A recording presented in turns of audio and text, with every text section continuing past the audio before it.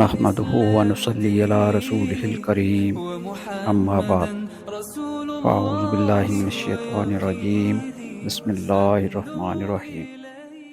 حضرت عائشہ رضی اللہ عنہ نے بیان کیا کہ جب رسول اللہ صلی اللہ علیہ وسلم ہجرت کر کے مدینہ تشریف لائے تو ابو بکر رضی اللہ عنہ اور بلال رضی اللہ عنہ کو بخار ہو گیا۔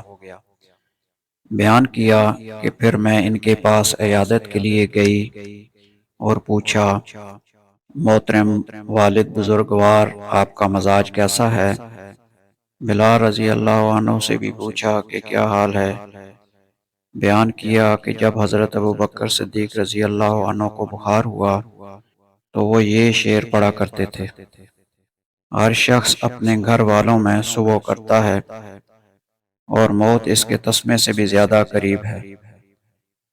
اور بلال رضی اللہ عنہ کو جب افاقہ ہوتا تو یہ شعر پڑھتے تھے: کاش مجھے معلوم ہوتا کہ کیا میں پھر ایک رات وادی میں گزار سکوں گا اور میرے چاروں طرف اصخر اور جلیل مکہ مکرمہ کی گھاس کے جنگل ہوں گے، اور کیا میں کبھی مجنہ مکہ سے چند میل کے فاصلے پر ایک بازار کے پانی میں اتروں گا، اور کیا پھر کبھی شامہ اور طفیل مکہ کے قریب دو پہاڑوں کو میں اپنے سامنے دیکھ سکوں گا۔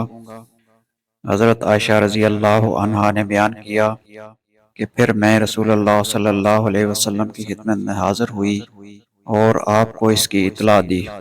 آپ نے دعا فرمائی کہ اے اللہ، ہمارے دل میں مدینہ کی محبت بھی اتنی ہی کر دے جتنی مکہ کی محبت ہے، بلکہ اس سے بھی زیادہ، اور اس کی آب و ہوا کو ہمارے موافق کر دے، اس کے مد اور سا میں برکت عطا فرما۔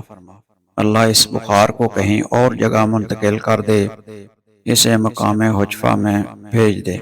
صحیح بخاری حدیث نمبر 5654۔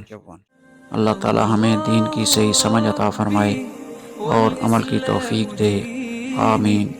وآخر دعوانا ان الحمد للہ رب العالمین۔